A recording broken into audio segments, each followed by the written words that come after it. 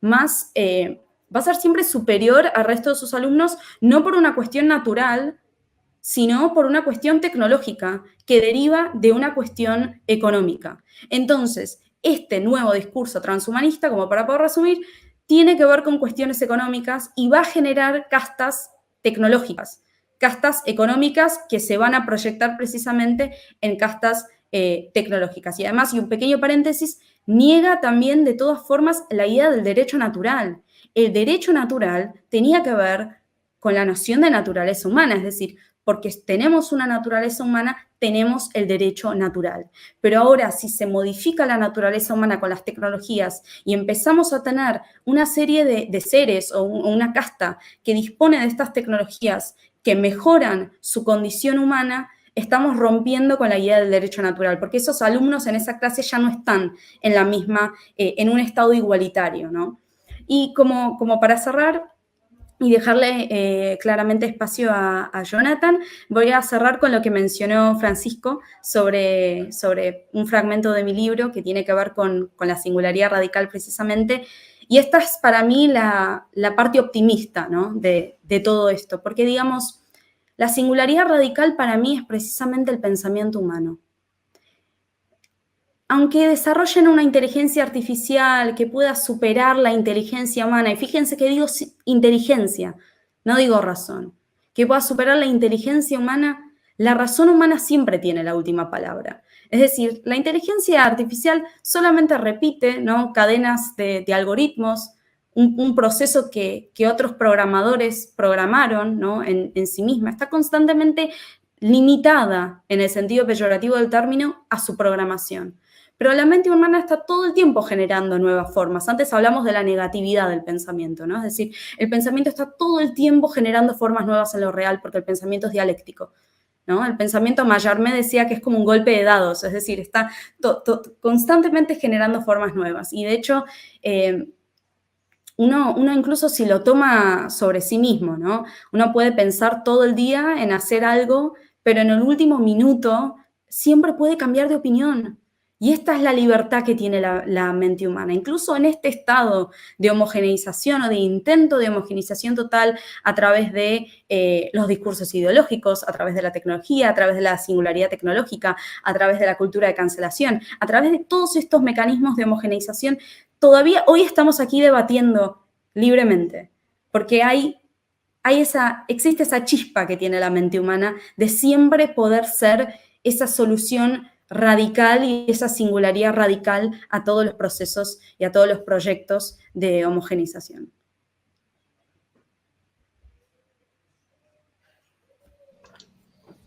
Impresionante, Mané. Muchísimas gracias, Jonathan.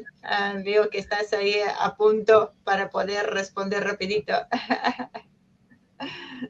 No, ¿cómo? No, vamos, te escuchamos a vos, Jonathan, te tocaría.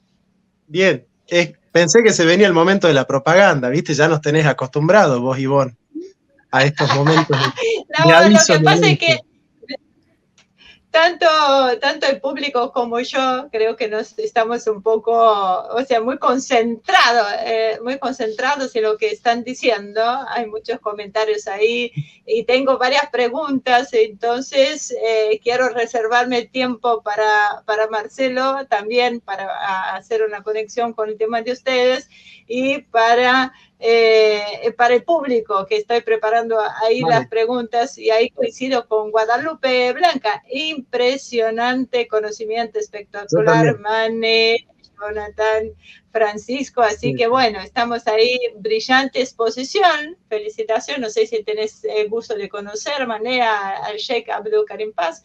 Una mesa con el Sheikh, con Facundo Quiroga, con ustedes sería interesante en algún momento. Hay que evaluarlo. Creo que también hay varias cosas para abordar. Como dice Mane, nuestra mente está siempre pensando.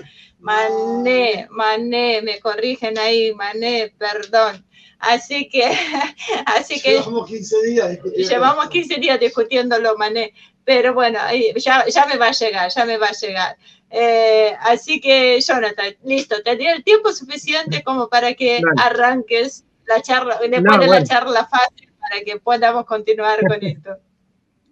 Bueno, mira, a ver, yo coincido en las formas que estamos teniendo de pincelar el diagnóstico. Digamos, el diagnóstico es correcto, ¿no? Me parece que hay algunos elementos que nos llevan a configurar un diagnóstico que por ahí no sé si es completo, en el sentido de asociar humanismo con antropocentrismo. Son dos cosas diferentes, que pueden tener una cierta vinculación, pero no son intercambiables. O sea, no es como decir humanismo igual a antropocentrismo, digamos. ¿En qué sentido? En que lo explica Heidegger en Cartas sobre el humanismo. Hay muchas formas de humanismo. Lo explica Max Scheler en El puesto del hombre en el cosmos. Es decir, ya hay como un consenso en la filosofía de que hay muchos humanismos, de que hay muchas formas de ser. Hay un humanismo cristiano, hay un humanismo medieval, hay un humanismo tomista. Esto es algo que yo fui aprendiendo leyendo a Marx. Bueno, yo este año he leído mucho a Marx y a Aristóteles. Curiosamente, Marx fue el primero en traducir el libro de Ánima de Aristóteles al alemán. Marx es el traductor del libro del Ánima de Aristóteles al alemán. Eso no lo sabía, lo aprendí este año. En el medioevo, el fundamento es el humanismo porque es el hombre el analogado principal. Por ejemplo, Santo Tomás, siguiendo al pseudo Dionisio Areopagita, para hablar de Dios tiene que hablar de las perfecciones del hombre. Tiene que hablar de las perfecciones del hombre. El hombre como causa eficiente, el hombre como motor, el hombre como analogado, y las 7 esferas que configuran la cosmología tienen en el centro a la Tierra, y en el centro de la Tierra lo tienen al hombre. Es decir, el hombre como analogado principal del derecho, el derecho se dice de muchas maneras, pero siempre según el hombre. Es por eso que surge el derecho humano en la Edad Media, porque el hombre tiene dignidad. Es decir, el humanismo cristiano consiste en que Dios ha creado al hombre a su imagen y semejanza. Es por eso que el hombre tiene dignidad humana singular e irrepetible, y tiene valor. El hombre es el fundamento de la política. Es decir, por ejemplo, en la Carta Magna, en la Carta Magna del año 1000, por ejemplo, Bratton dice: si el rey es injusto con el hombre y no cumple con el derecho, puede perder el derecho a gobernar. Es el fundamento de la economía, que tiene como objetivo humanizarlo al hombre, satisfacer sus necesidades.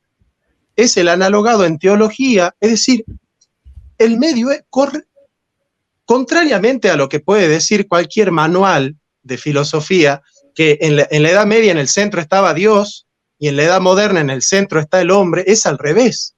El centro de la modernidad, de la Edad Media, es la dignidad humana del hombre como analogado principal. Ese es el humanismo cristiano, es el que defiendo yo como peronista. Y hay un paso a la modernidad como Dios como fundamento inmanente.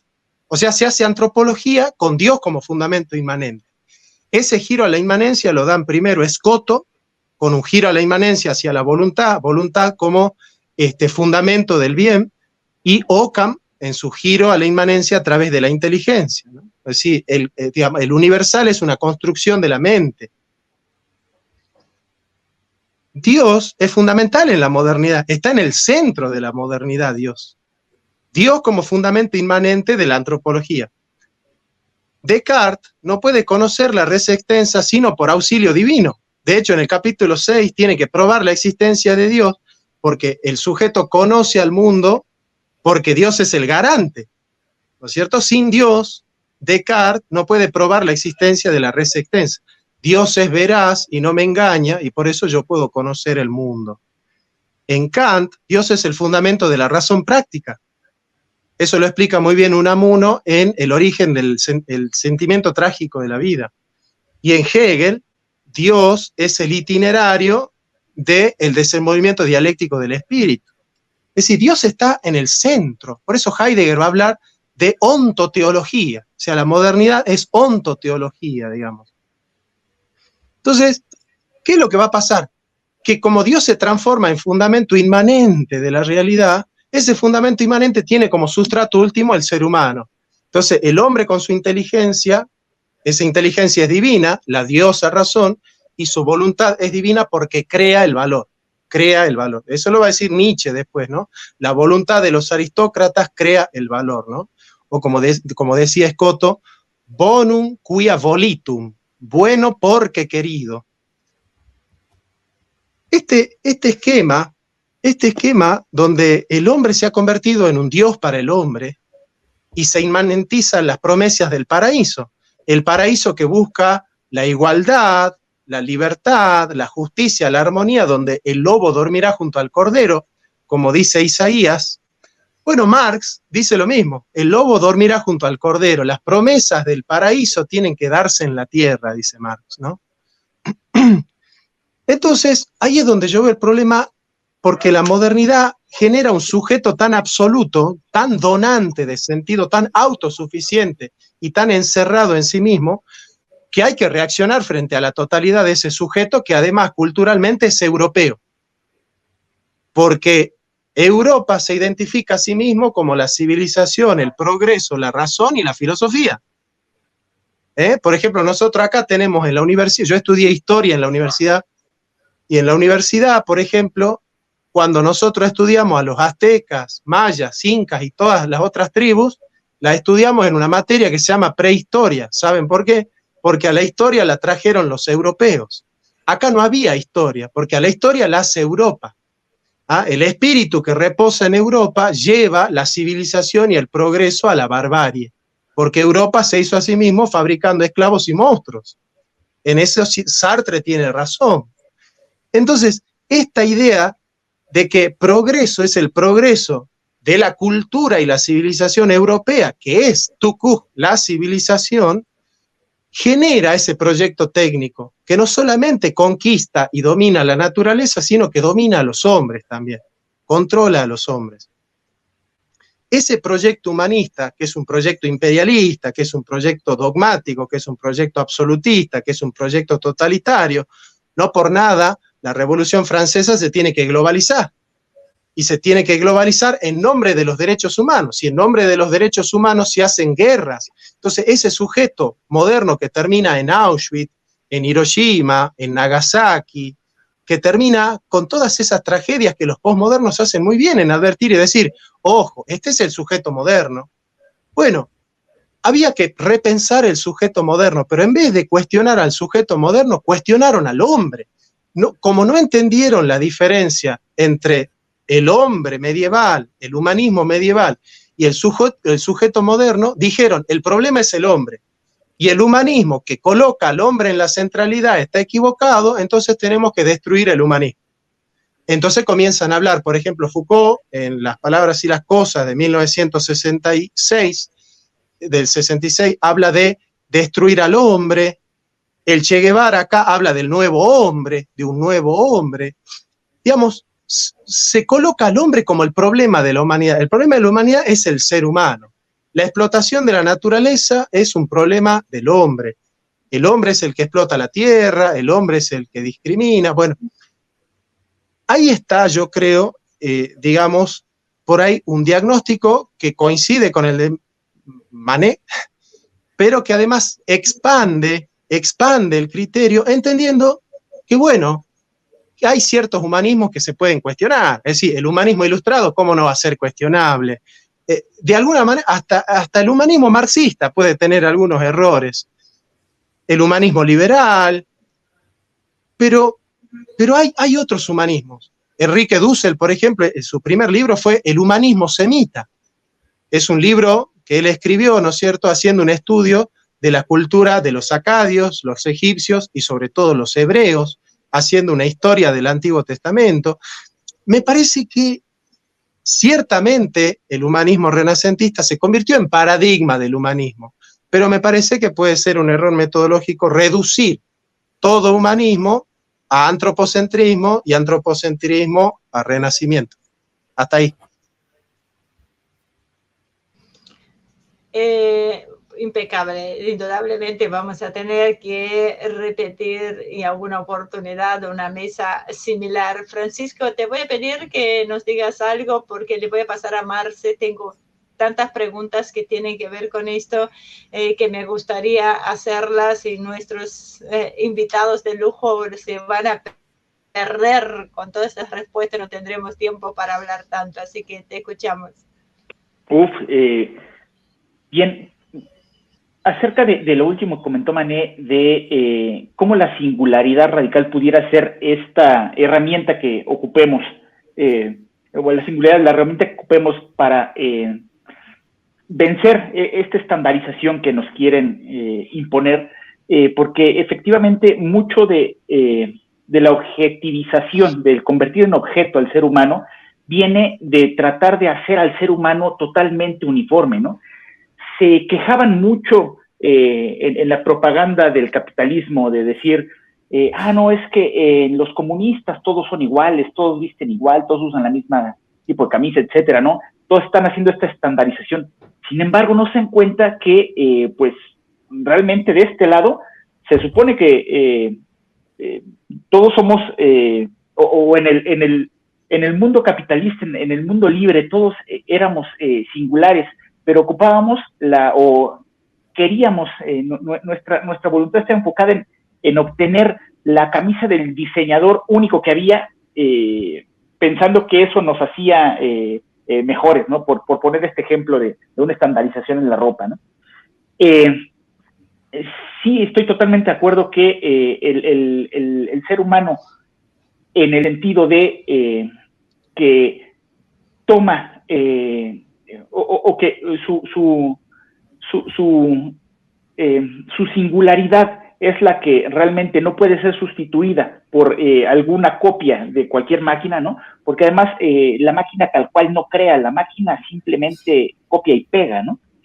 Sin embargo, efectivamente, quienes en este juego o en este dominio de las minorías que están haciendo sobre las mayorías, la minoría que es la élite que realmente está moviendo todos estos hilos, ocupa a la tecnología como cabeza de playa en esta guerra que está emprendiendo contra todos o contra la mayoría de todos nosotros, ¿no? Y todos nosotros nos estamos viendo como víctimas de esta oleada que no podemos ni siquiera en un tema de resistencia opuesta, ¿no? Emprender alguna acción, sino que realmente nos están pasando por encima, ¿no?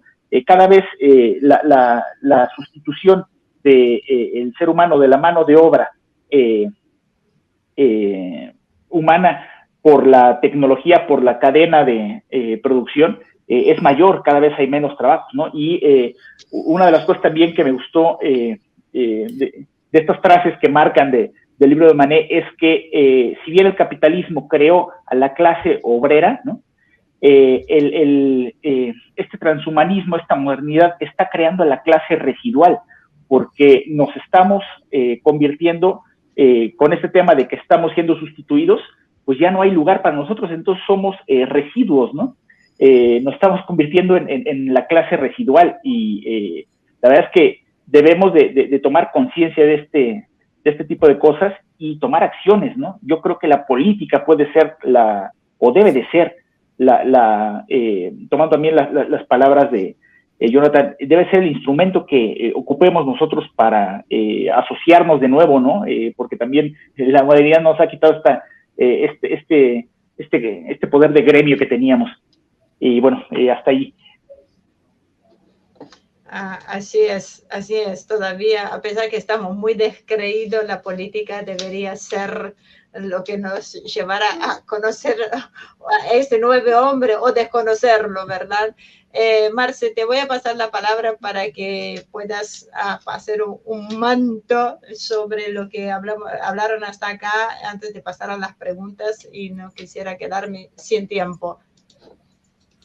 Bueno, sí, es muy pretencioso lo que estás diciendo, pero mi idea más que hacer tal vez un manto sería hacer una conexión con el mundo concreto que hoy estamos viviendo, no porque no sean concretas las ideas, sino porque a veces se ponen un poco abstractas y no se conectan demasiado bien con nuestra realidad cotidiana.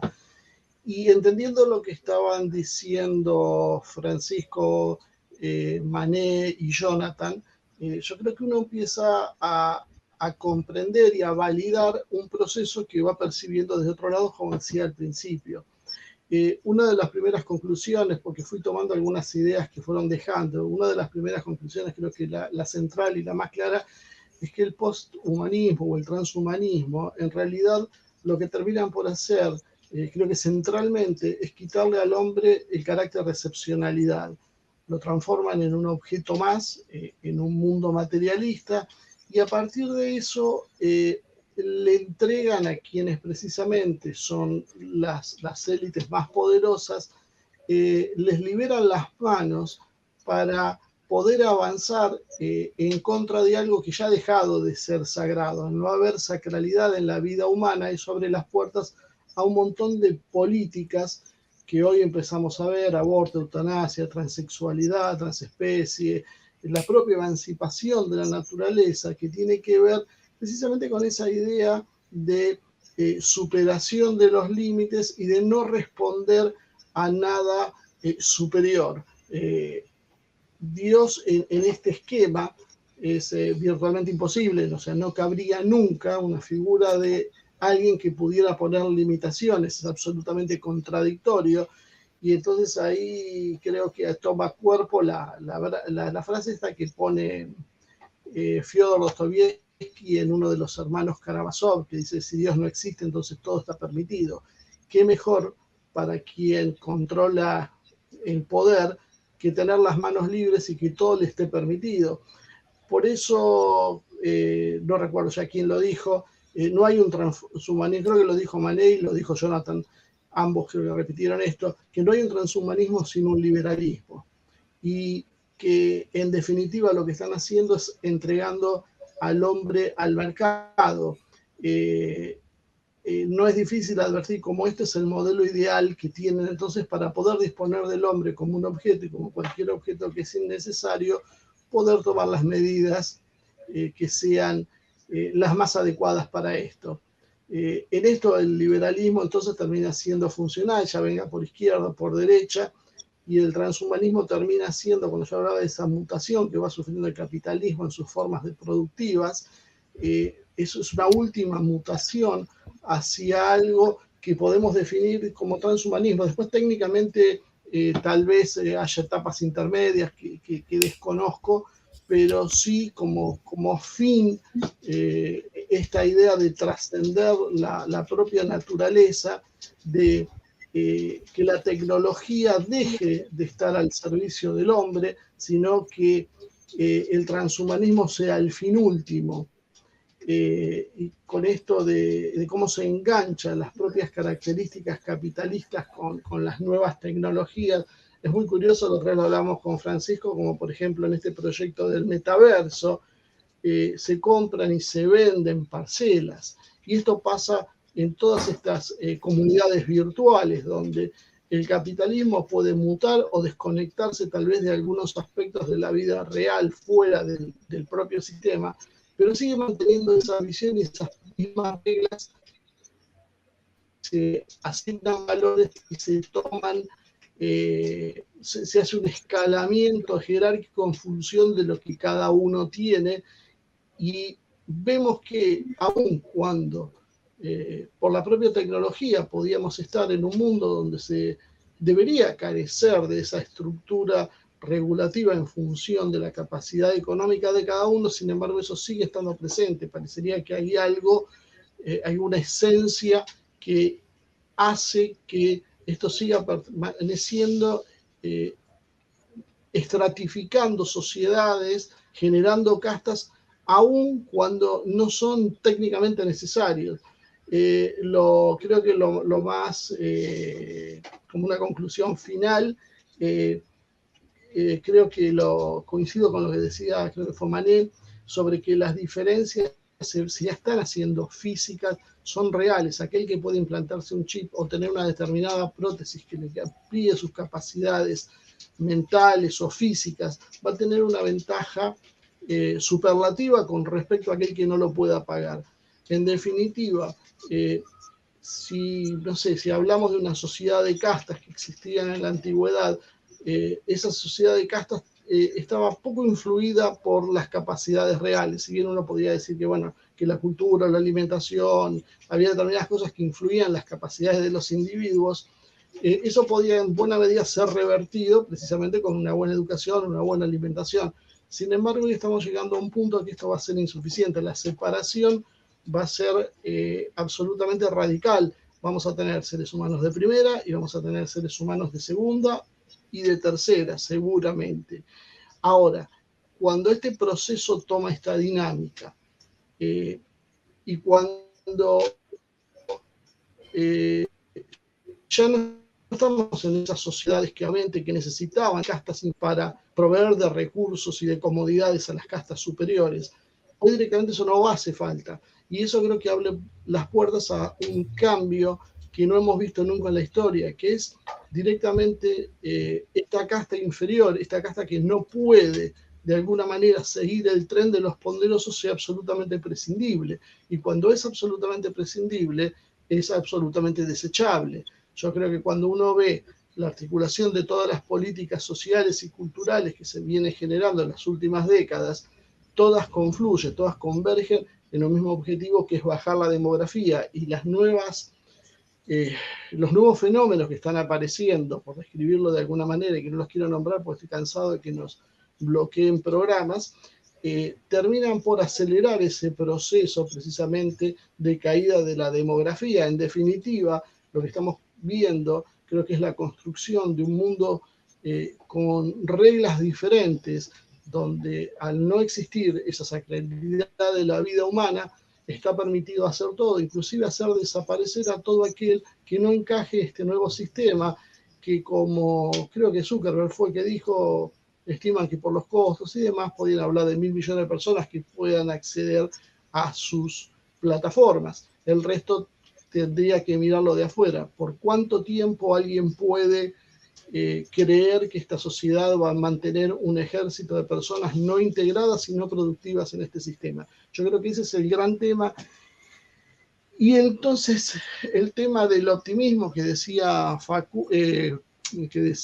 Francisco, que estaba en el libro de Banet, creo que queda sujeto a ser optimista o no a quien controle en definitiva este proceso que estamos viviendo. O sea, sabemos hacia dónde está el proceso marcado por las capacidades tecnológicas que hay, y si no conseguimos de alguna forma influir sobre ese proceso, seguramente la suerte no va a ser la mejor. A mí me cuesta en esos términos ser optimista.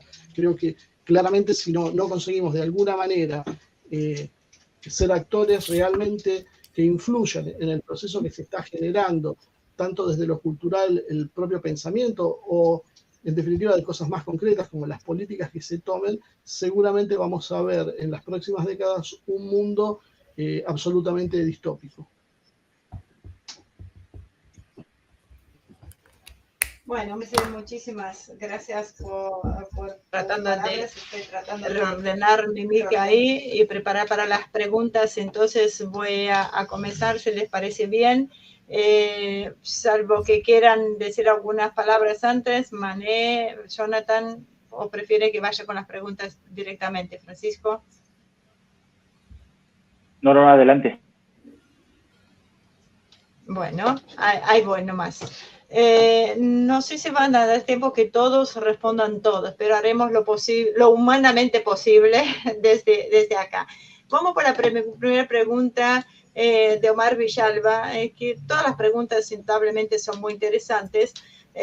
A pesar de los ciclos de civilización y religión, el humano es más violento y se deshumaniza. ¿Cómo se podrá entonces derrotar ideológicamente a los que propone humanizar con el transhumanismo? Mané, ¿querés arrancar? Jonathan, ahí volvió Jonathan. ¿Arrancás vos con esta pregunta? Totalmente. Bueno, muchas gracias, Ivonne, por la pregunta. Yo comentaría lo siguiente, digamos, siempre hay una tendencia de pensar que todo tiempo pasado fue mejor, ¿verdad? Digamos, esto coincidimos bastante, en donde se suele tener la percepción de que a esta instancia a la que estamos yendo es totalmente catastrófica, que puede serlo, claramente, pero a la vez cuando uno examina la historia y se da cuenta de que hay algo que se llama dialéctica, es decir, que es la forma en la que funcionan las cosas, ni siquiera es un método, no es una ideología, sino que sería como la ley del movimiento de lo vivo, ¿no? Y como ley de movimiento de lo vivo, el ser humano forma parte de eso. Entonces, lo que nos muestra la historia es que todos los procesos tuvieron una reacción contraria. Es decir, incluso en la física, ¿no? La tercera ley de Newton nos dice que todo objeto que ejerce una fuerza tiene una fuerza igual contraria. Es decir, con la misma lógica, yo creo, y esta es mi visión optimista en todo esto, es que cuanto más crezca esta positividad, cuanto más violenta se vuelva esta tendencia de erradicar lo humano, es tan solo cuestión de tiempo para que aparezca esa antítesis. Es decir, es tan solo cuestión de tiempo para que aparezca la reacción contraria. Y de hecho que nosotros hoy en día, hoy, en este momento, nos estemos planteando estas cuestiones, luego otro grupo lo hará en otro lugar y otro lugar y otro lugar, y así sucesivamente, todo este conjunto de pensamientos que son esta suerte de resistencia, si se quiere, a estos movimientos, generan un paradigma. Entonces creo que no hay, en todo esto hay siempre como una chispa optimista, ¿no? Y es ese sello reversible que tiene la dialéctica, que es el movimiento de lo vivo. Entonces creo que es tan solo cuestión de tiempo para que aparezca y para que se genere, porque aparecer ya ha aparecido, pero para que se genere, digamos, como un paradigma sólido, esa resistencia a este tipo de corrientes. Muchísimas gracias, Mané. No sé si quieres hacer algún comentario sobre esta pregunta o directamente, Jonathan, te hago otra pregunta. Vamos a dar, si podés complementarla, si querés, en tu respuesta. Bueno, no. Sí, no sé si me escuchás. Sí. Bien, no, bueno, adhiriendo a la visión hegeliana que tiene Manet, Foucault dice lo mismo, ¿no? Donde hay poder, hay resistencia al poder. Y me parece que el ser humano tiene esa ansia de resistir al poder. Bueno, estamos viendo, ¿no? Estamos viendo un levantamiento en todo el mundo que de a poco se va consolidando. Me parece que el ser humano tiene esa posibilidad de resistir al poder. Ok, muchísimas gracias. Ahora entonces, a ver, Marce quiere aportar ahí y yo estoy un poco complicada acá. Sí, Marce. Yo también creo obviamente que hay una política muchas veces pendular y que cuando las cosas van mucho de un lado tienden a volver por una dinámica propia. Yo solo tengo una duda por las capacidades inéditas en la historia que ha desarrollado la tecnología al servicio de los poderosos. La capacidad de penetrar tanto en la mente a través de los procesos de ingeniería social que vemos, y lamentablemente también veo que quienes abren los ojos ante esta realidad, somos una minoría, creo que bastante pequeña y que estamos siendo silenciados prácticamente en todos los espacios que sean posibles. Yo no sé si esto será suficiente o no. Sí creo también, y siempre digo lo mismo, es que esto no inhibe que nuestra respuesta sea la misma, o sea, con mayor o menor posibilidad de éxito, uno tiene un deber que cumplir y es lo que tiene que hacer, para bien o para mal. Ahora, está realmente, creo que bastante complicado porque si bien durante todas las etapas históricas hubo una cierta presión psicológica que se ejercía sobre las poblaciones, en general los métodos de control eran bastante brutales y más visibles. Hoy se ha logrado una sofisticación tan grande que hace que cada uno de los esclavos se ponga los grilletes y crea que de esa manera están libres. Eso es lo que a mí me preocupa y es lo que me hace ser casi neutral, diría, en la posición. No puedo asegurar que esto va a ser exitosa la resistencia o tampoco desconocer lo que plantean Jonathan y Manet, que bueno, que hay una chispa de rebelión que en algún momento va a incendiar una resistencia que cambie las cosas. Creo, sí, quiero no caer en una especie de pensamiento mágico de algo va a pasar. Esto yo lo escuché muchas veces a los economistas, por ejemplo, decir, se destruye con la tecnología, pero después van a aparecer nuevos trabajos. El ludismo creía lo mismo y bueno, y acá estamos. Y por cada trabajo que se crea se generan nuevos que no sabemos hoy cuáles son, ni cómo van a ser, ni si van a existir. Pero de alguna forma se aparecen y se generan. Pero hoy llegamos en una etapa que hay una prescindencia de la fuerza laboral y ya no se generan los trabajos. O sea, los trabajos, los que se generan es 1 de cada 10 o cada 100 que se destruyen. Y de alguna manera uno tiene que tener una respuesta más activa que creer que solamente por la fuerza del mercado va a aparecer un trabajo. Entonces tengo miedo de aplicar el mismo criterio y que después nos quedemos cortos en la respuesta. Bueno, muy bien. Entonces vamos con la próxima. Hablando de ese tema, la pregunta de Facundo Martín Quiroga. Pregunta para los compañeros. ¿Cómo vincular y entrelazar estas críticas dentro de las instituciones públicas sobremanera la educación totalmente cooptada por el relativismo postmoderno? ¿Arrancás vos? La pregunta del millón.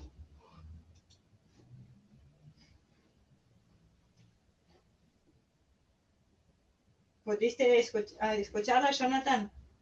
Ay, perdón, Ivonne, no había escuchado que me habías mencionado, sí. Bien. Bueno, mirá, sí, ¿me escuchás? Mirá, Sí, yo considero que podemos replantear también, no sé si la manera de llevar a cabo la institución educativa, sí, la institución en sí misma. Me parece que la escuela fue pensada para un sujeto que hoy ya no existe. Hoy no existe el pibe que está dispuesto a sentarse 8 horas frente a una persona mayor o mayor que él a escuchar las verdades de la historia y del mundo. Creo en la educación, pero yo creo que la institución escuela, como la institución universidad, están sufriendo una crisis tremenda. Mirá, yo le enseño a niños desde 5 a 12 años filosofía a través de Zoom, pero cientos de niños que los padres no los mandan a la escuela porque tienen miedo que los niños sean ideologizados. Entonces el padre dice, mirá, la verdad que en la escuela le van a enseñar esto y esto y esto otro, yo no quiero que a mis hijos le enseñen esto, así que no los mando a la escuela. Entonces yo contrato a un profesor de matemática, a un profesor de historia, y te contrato a vos para que le enseñes filosofía a mis chicos. Y bueno, es un desafío, obviamente, enseñar la filosofía a los niños, pero te hace pensar que ya hay ciertas personas que están descreyendo de las instituciones educativas, la escuela y la universidad. Entonces me parece que de alguna manera soslayar una especie de artilugio, subterfugio de cómo poder resistir frente al avance globalista de la censura, frente al avance globalista de la libertad de cátedra. Nosotros como profesores, no sé si Marcelo o Francisco, Mané, han podido enseñar en alguna institución, pero hay toda una cultura de la delación, hay un macartismo, hay una especie de panóptico ahí que vigila y castiga a aquellos profesores, por ejemplo, que no estamos a favor de ciertos instrumentos médicos que están utilizando para combatir la pandemia. Creo que lo dije bastante sutil como para que no salte, digamos, el detector de verdades antiglobalistas. Y bueno, yo creo que podemos repensar si realmente la escuela y la universidad hoy son instituciones que responden a las necesidades del hombre. Perdón de antemano por Fiona, creo que está de acuerdo con Jonathan y quiere expresar su opinión, sin dudas. Ahí coincido plenamente que la institución, la educación en general está sufriendo una enorme crisis. Hay muchos profesores que son conscientes de esto y otros que no tampoco lo aceptan y resisten a este cambio. Lo digo casi, nosotros enseñamos, pero otro tipo, somos profesores, artistas marciales, otro tipo de educación. Ahí, por suerte, no hay este problema con las cuestiones de género. En el Doyan somos todos iguales, así que no hay problema. Pero sí debo reconocer que voy a contar rapidito una anécdota personal. Nuestra hija menor cumplió 17 años este año y terminó la secundaria, terminó de manera virtual. Y resulta que en filosofía se sacó un 10 todo el año, porque se ve que enganchó al profesor, y si bien va a estudiar diseño, diseño, imagen y sonido, tiene su alita ahí en la filosofía, encantadísima con el profesor. Nosotros, hablando de filosofía, tenemos un diálogo muy grande con las chicas todo el tiempo, porque era de sus trabajos preferidos, ¿no? Sin embargo, hubo profesoras que no aceptaban su cuestión, porque tuvo que hacerla de manera virtual, o sea, y tenían cuestiones de castigos porque le pasaban ejercicio, y nuestra hija, ella los resolvía sin la necesidad de estar presente en la escuela, ¿sí? O sea, buscaba la manera de solucionarlo sin la necesidad de la aula presencial. Fue todo un tema que en algún momento lo vamos a abordar, el tema de la educación, y es muy necesario rever esto, porque también es cierto, con la inquietud que hay en los chicos, mantenerlos sentados tantas horas, son mucho más hiperactivos y aprenden de otra manera, ¿no? Así que coincido totalmente con este tema. Francisco, acá hay una pregunta para vos de San Patricio, ¿no? Que me pide que por favor hables de la tecnología de control de clima y cómo se le pone límite a esta tecnología. Y yo me pregunto, ¿necesitamos poner límite? Yo lo que le dije es que, bueno, iba a preguntarte a vos, pero que lo íbamos a tratar de abordarla en el futuro, es ahora. Y él hace otra pregunta, y eso hago a la misma pregunta para los tres, es ¿qué opinan sobre la máquina de eutanasia en Suiza? Yo creo que tiene que ver un poco con lo planteado en la mesa de hoy. Así que arrancás vos, Francisco, en este caso.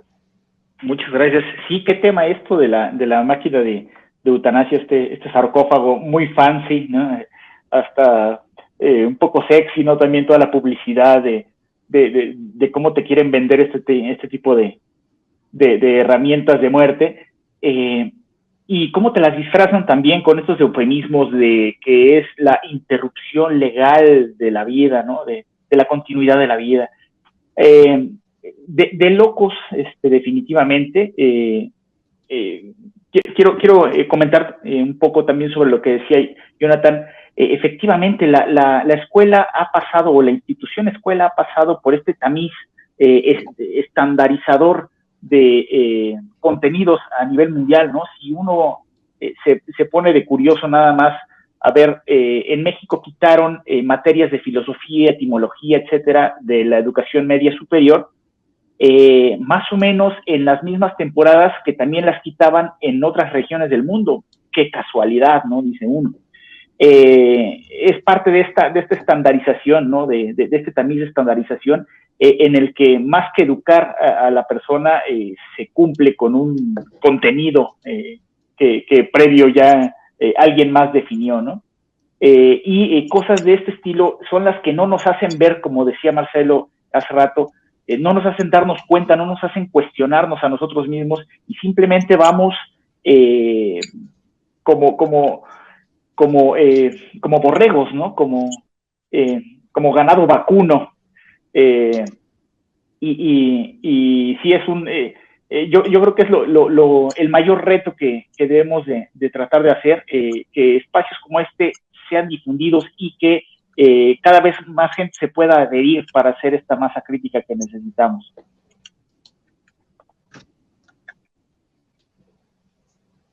Muchas gracias, Francisco. Debo admitir que escuché un poco entrecortado, no sé si pasaron lo mismo tu última frase, pero acá me están diciendo que se te escuchaba bien.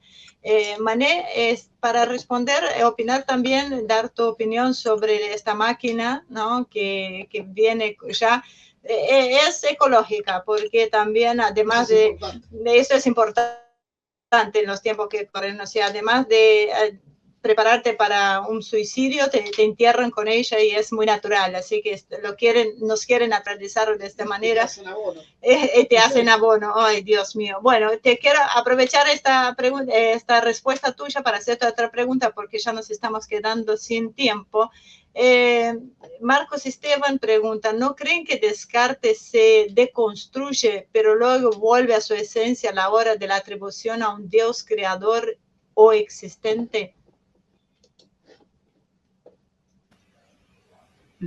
Gracias, Ivonne. Me gustaría en realidad aportar algo pequeño a todo lo que se mencionó, si no es problema, porque en realidad son temas bastante extensos, pero sí que venimos cortos de tiempo. Primeramente con el tema del sarcófago, de la eutanasia, digamos, solamente un comentario. No es casualidad que todas estas nuevas tecnologías siempre vienen acompañadas de formas realmente ricas y complejas de propaganda. Digamos, no es casualidad que esto que decía Francisco, ¿no? Es un sarcófago como muy fancy, en donde uno casi como que desea, ¿no? Esa muerte que se lleva a cabo de esa manera. Y con respecto a lo que se mencionó sobre la educación, digamos, no es casualidad que se tomen las instituciones y no es casualidad que se tome la educación como un medio perfecto, como embudo y como filtro para ciertas ideas. Digamos, esto lo desarrolló Foucault también en esta relación entre saber y poder. Es decir, esto siempre lo van a ejercer los poderes, sobre todo hoy en día, digamos. Pero yo creo que como se llevó a cabo de la misma forma en la historia, que se buscaron siempre modos alternativos, a lo mejor Jonathan no coincidirá conmigo, pero tomando, por ejemplo, el proyecto de la enciclopedia de Diderot y d'Alembert, en un momento donde todo lo que era la lectura del conocimiento o todo lo que era la educación en general, claramente dependía de lo que era en su momento la escolástica. Entonces el proyecto ilustrado viene a traer esta enciclopedia, que es un proyecto paralelo a lo que se llevaba a cabo en esa época con la educación. Es un tomo, es toda una serie de tomos que se llevaron a cabo desde el año 1751, y entonces esto empezó a expandirse por toda Europa. Se calcula que más o menos hasta la Revolución Francesa había unos 25.000 ejemplares de esta enciclopedia. Entonces, digo, se buscaron modos alternativos de educación, se buscaron modos alternativos de expandir las ideas. Entonces, creo que hoy en día nosotros también disponemos de nuestra forma de modos alternativos, que estemos hoy en día haciendo este tipo de encuentros. Tenemos algo que se llama YouTube, que, bueno, claramente censura a través de filtros y otras cuestiones, pero tenemos una forma de incidir. Entonces, uno cuando mira la historia se da cuenta que siempre hubo, siempre hubo obstáculos, pero en realidad siempre también hay una solución. Creo que tiene que ver un poco con lo que mencionaba antes, ¿no? La razón siempre encuentra una alternativa, y creo que esto no debería ser por qué una excepción. Sí, así es. Vamos a permitir, Jonathan, que Marcelo haga una pequeña acotación. De pasarte, por favor. Yo creo que el nivel ya a esta altura de delirio, pues no se puede calificar de otra manera de lo que estamos viendo que pasa en Estados Unidos y en algunos países europeos, es terrible. O sea, están bajando la enseñanza de matemáticas porque las matemáticas las consideran racistas o sexistas. Aparte con un razonamiento muy, muy elemental, básico, y que lo hacen en función de que las comunidades negras les cuesta más la matemática que las blancas, pero a su vez consideran, por ejemplo, a los asiáticos como víctimas raciales, y sin embargo los asiáticos tienen mucho mejor rendimiento que los blancos, lo cual demuestra que esto ni siquiera tiene un razonamiento lógico detrás. La música clásica, hay universidades que les están directamente sacando porque es música blanca y debe ser erradicada. Todos sabemos que están reescribiendo la historia, y es más, hoy se aprende historia por Netflix o por algún canal de YouTube, y después nos encontramos con una serie que, por ejemplo, presenta a Ana Bolena como negra, simplemente porque la corrección política pasa por la verdad, pasa por encima de todo. Y creo que el tema de la educación es un proceso que lleva varias décadas en funcionamiento y ha funcionado como pasa con un virus. Un virus que hace, se introduce en el organismo, entra dentro de las células, se replica dentro del ADN, que utiliza las mismas células para autorreplicarse y para luego inundar todo el organismo. Bueno, esto ha sido el mismo funcionamiento que hemos visto con estas ideas. Han penetrado en las universidades cuando la sociedad no lo detectaba, porque las universidades terminan siendo como burbujas separadas del resto de la sociedad, y la mayoría de la gente común no entiende, no sabe, no se entera de qué pasa, más que se ha roto mucho el diálogo entre padres e hijos, entonces eso quedó muy difícil. Los padres, muchos no cursaron la universidad, los que cursaron las universidades se han quedado con otras ideas de cómo funcionaba una universidad, y vamos viendo además cómo este proceso se va extendiendo porque se van generando con cada camada cada vez más y más y más estudiantes que tienen un pensamiento parecido al de sus docentes. A lo largo de muchas generaciones, como estamos viendo, empezamos a encontrarnos con que hoy es absolutamente hegemónico dentro de las universidades esta escuela de pensamiento. Y esto ya escapa inclusive de lo que son, que uno podría decir naturalmente, las ciencias sociales. Uno va a las ingenierías y se encuentra con el mismo tema de estudiar con perspectivas de género y cosas que uno dice no tienen absolutamente nada que ver. Obviamente hay una cierta impermeabilidad del estudiante, no sé, de ingeniería con respecto a lo que pasaría con el de psicología, pero tarde o temprano, si el proceso no se detiene, terminan penetrando, porque empieza a ser, aparte, son materias que son obligatorias, donde aparte hay una presión social para que se piense de determinada manera. Si no se piensa de determinada manera, es apartado. Es como que hay una especie de apartheid que se va ejerciendo sobre cualquiera que intenta ser residente. Entonces, ahí es donde surge esta idea de, bueno, yo hago que mis hijos no vayan y yo les enseño por otro lado, contrato profesores. Está bien, obviamente decían en el chat, decía Marcos Esteban, no todo el mundo puede pagar una enseñanza privada. Eso es verdad, pero ¿cuáles son las disyuntivas cuando vos mandás un chico a una escuela que en lugar de aprender termina siendo adoctrinado y no les enseña las cosas que tienen que enseñar? Porque eso es lo que estamos viendo. El problema es que por esta cuestión de hablar políticamente correcto, nadie se atreve a decirlo. Obviamente en la clase política nadie lo dice, no solo nadie lo dice, promueven y apoyan estos cambios, porque cada vez que hay una modificación de este tipo, fíjense que las votaciones son por unanimidad, ni siquiera es por una mayoría que se impone ajustada. Básicamente se aprueba todo por unanimidad. Y hay infinidad de resoluciones administrativas que violan cualquier dispositivo legal y constitucional y a nadie le importa nada. Ahora con el tema del pase estamos viendo la misma discusión, o sea, más allá de todos los razonamientos sanitarios por los cuales es innecesario o es inclusive hasta contraproducente. Ayer decía un funcionario ruso que hay 130 millones de personas en el mundo que han dejado de comer gracias a todo el proceso de restricciones que ha habido y que han enfriado la economía. Bueno, hoy nos encontramos con una situación profundamente compleja, porque este pensamiento individual nos está impidiendo encontrar una respuesta colectiva, porque está muy usado el término colectivo, permitir que se avasalle en una serie de derechos básicos que se han conseguido a lo largo de la historia, y todo eso se hace ante la indiferencia de las mayorías.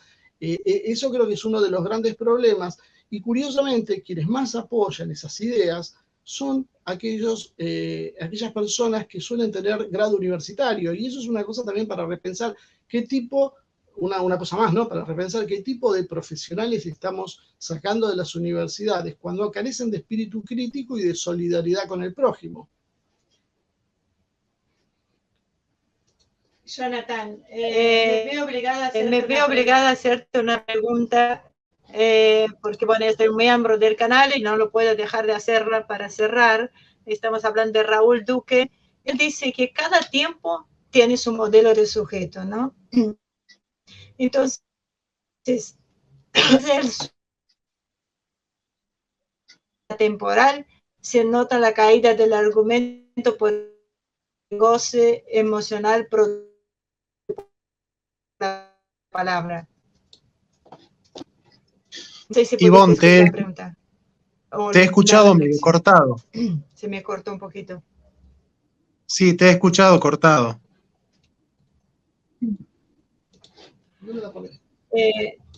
Ahí te la voy a poner, no la tengo, la voy a volver a poner escribir, la pongo en pantalla para ver si me la podés, porque justo mi conexión casualmente dejó de funcionar. Ahí está. Ahí está. Bueno.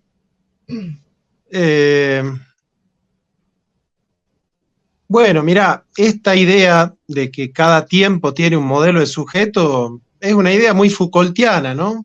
Foucault desarrolla algo así como una ontología histórica y donde cada época construye al ser humano según sus paradigmas. Me parece que hay algo fundamental en el ser humano que siempre puede ser rescatado. Por ejemplo, algo que hace mucho ruido, ¿no? Por ejemplo, en Europa ya el psicoanálisis lacaniano no tiene mucha importancia. Sin embargo, en Buenos Aires, en la UBA y en los suburbios, viste que acá llegan las modas tarde y se instalan. Bueno, hay una especie de psico-bolchevismo o de psicoanálisis ligado con el marxismo que en Hispanoamérica ha triunfado y está triunfando mucho, ¿no? Como herramienta de la izquierda. Entonces, ellos plantean que el goce del ser humano, ¿no es cierto?, no tiene objeto, ¿no? Que el deseo no tiene objeto. Y en realidad, el hombre está creado para completarse en la trascendencia, para completarse en un bien infinito. Ningún bien finito puede completar las ansias, las expectativas, las necesidades, los deseos del hombre, pero sí un bien infinito. En este sentido, a mí me gusta seguir a San Agustín cuando él dice, Dios nos hiciste para ti y no descansaremos hasta descansar en ti. Ese bien absoluto que plenifica, que llena el corazón humano, que sacia la necesidad del hombre, es una necesidad universal, atemporal, es decir, todos los seres humanos siempre han necesitado de un bien trascendente, absoluto, que pueda colmar en esa especie de apropiación contemplativa que tenemos de ese bien, aunque precaria en esta vida.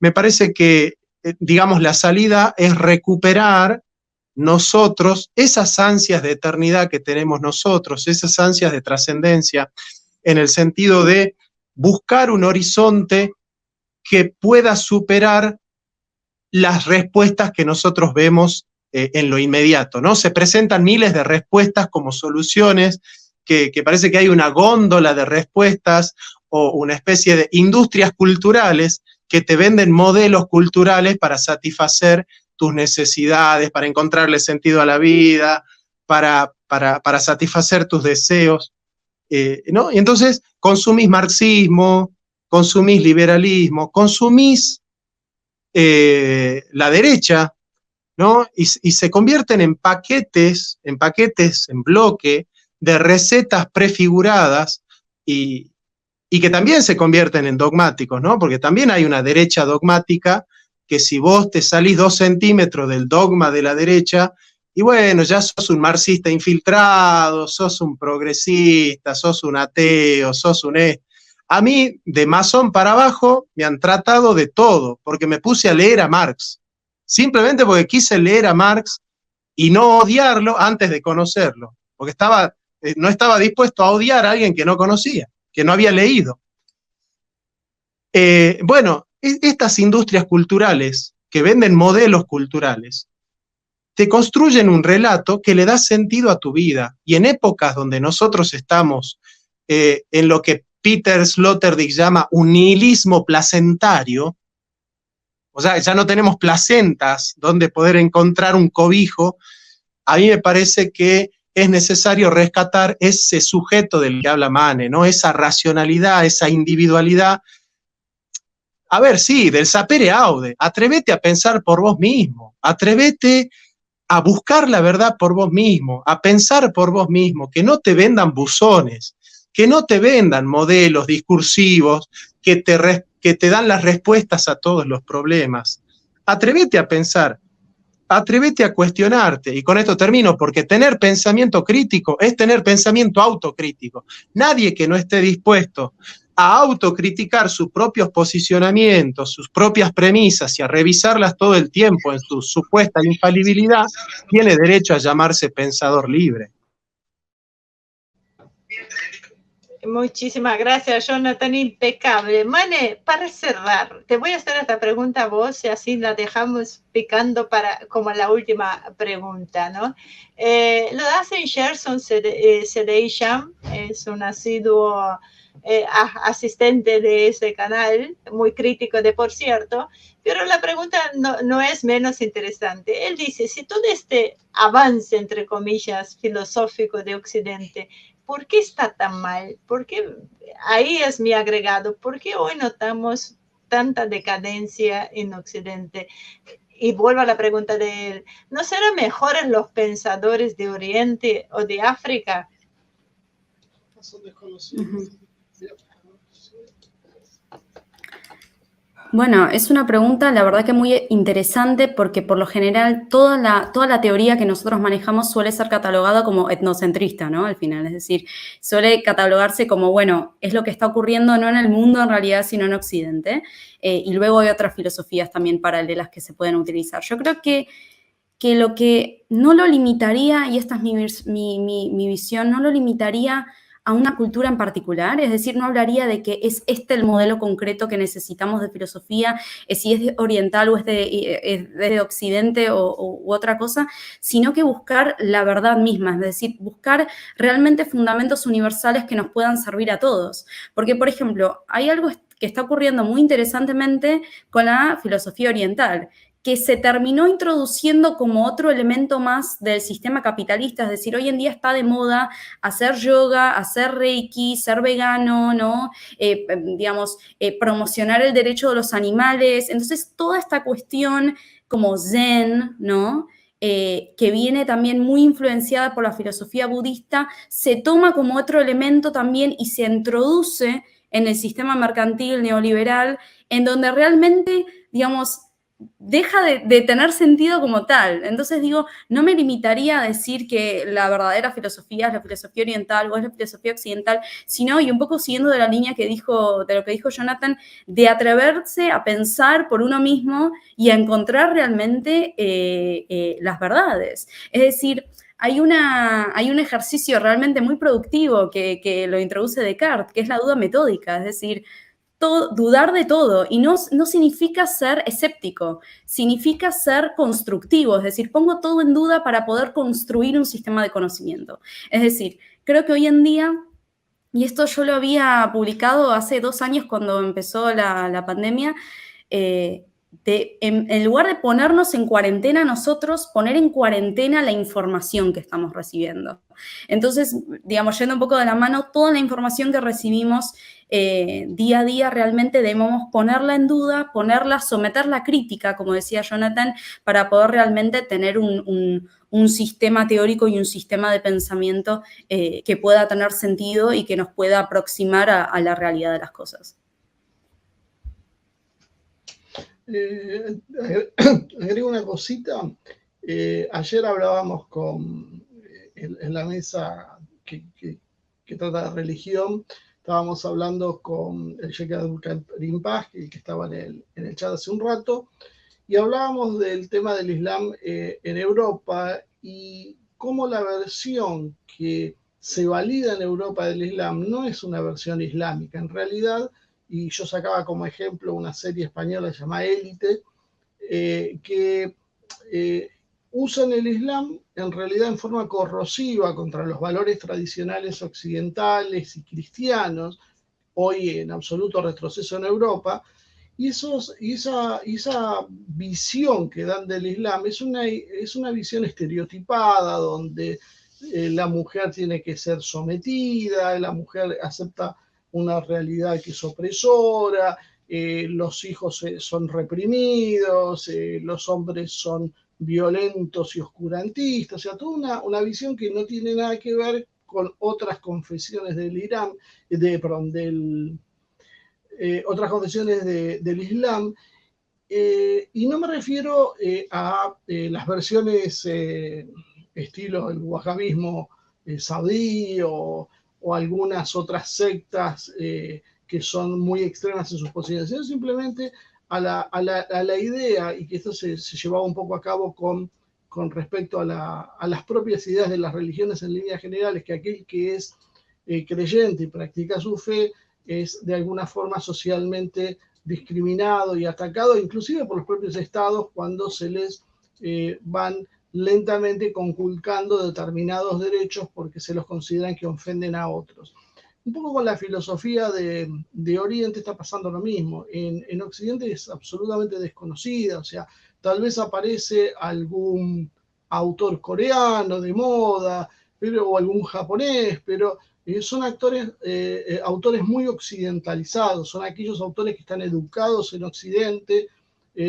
Por ejemplo, mi hija mayor estaba estudiando sobre las corrientes feministas en Medio Oriente, ella estudia relaciones internacionales y prácticamente es lo único que vio de Medio Oriente, es lo único, las corrientes feministas, y uno veía cómo las interpretaciones en realidad buscaban una autora para justificar lo que decían, que sea de Medio Oriente, pero esa autora en realidad había estado educada en el Reino Unido o en Estados Unidos y hablaba en realidad desde otra cultura, o sea, tenía apenas una aportación de apellido, podía tener algún tipo de conocimiento un poco más profundo del que tiene un ciudadano común de una cultura que tal vez eran de sus padres, pero su formación, sus ideas, no tenían que ver con lo original. Y creo que hay un problema en ese aspecto, porque todo lo que decía Manet que traen es una deformación del original, porque en general lo original no encajaría de ninguna forma en nuestra forma de pensar, es demasiado rupturista para lo que nosotros pensamos. Sus ideas son de otra forma, y por eso yo siempre digo, por ejemplo, que se adjudica a China el carácter dictatorial en función de ser un sistema marxista, leninista, con características propias chinas, y se olvidan que en realidad eso tiene que ver con la filosofía confucionista, que tiene que ver con el orden jerárquico, la obediencia a los mayores, a las autoridades y demás. Entonces es como que se agarra algo, se lo despoja de lo que nos molesta, se lo reformula, se le da esa envoltura que lo hace aceptable a nuestra realidad y después se lo usa internamente para lo que a nosotros nos interesa, que es deconstruir nuestra sociedad. Pero en realidad ni siquiera estamos tomando las versiones originales, que son básicamente desconocidas acá, nadie las enseña, o sea, son casos muy raros, excepcionales, aquellos que realmente ven las fuentes orientales. Son muy, muy, muy lejanas, creo. Creo que eso hay que tenerlo en cuenta cuando uno cree también que tomar cuestiones de Oriente e introducirlas en nuestra sociedad van a ser una panacea. No, lo de ellos es fruto de su evolución y lo nuestro es fruto de la nuestra, para bien o para mal. Ay, me quedé congelada, me parece. ¿Te quedaste congelada, Ivane? Sí, podés... Estamos con un enorme problema. Ya he vuelto a vida. Esta es la tecnología. Bueno, Manet, Jonathan, Francisco, Marcelo, muchísimas gracias. La verdad, orgullosa de tenerlos acá. Vamos a respetar el tiempo comprometido. Ya nos hemos pasado 8 minutos. Así que la verdad, impresionada con el contenido acá volcado. Una voluntad de seguir avanzando y otros temas comunes y tan importantes de discutir en estos momentos que poco eco encontramos en los grandes medios de comunicación. Así que muchísimas gracias de verdad a todos ustedes. Al contrario, muchas gracias a ustedes, encantado yo de mi parte como siempre. Agradecer a Manet y a Jonathan por compartir con nosotros en esta ocasión. Realmente ellos son los que llevaban el espacio y el tema, y pues nada más. Manet. Sí, muchas gracias nuevamente por el espacio, por el tiempo, y un pequeño como comentario para cerrar, y lo voy a decir entre líneas, digamos, hoy en día el virus es el pensamiento homogéneo y la inmunidad es el pensamiento crítico, así que para tener en cuenta. Muchísimas gracias, Mané. Jonathan. Sí, bueno, para mí ha sido un placer, realmente he aprendido un montón. Hegel, cuando termina el capítulo 8 de la fenomenología, plantea que el espíritu, cuando se absolutiza, mira con sospecha a todo individuo que plantea una disidencia. Entonces, bueno, en épocas donde todos piensan igual, es decir, que nadie está pensando, exaltar las virtudes del pensamiento, creo que nos ayuda a completar una mirada panorámica que nos dé un poquito de esperanza, ¿no? Como decía Walter Benjamin, solo por amor a los desesperados mantenemos todavía la esperanza, ¿no? Así que bueno, no vamos a ser snob, ni vamos a ser naif, pero vamos a plantear una esperanza para la gente que nos escucha. Así que gracias, Ivonne y Marcel.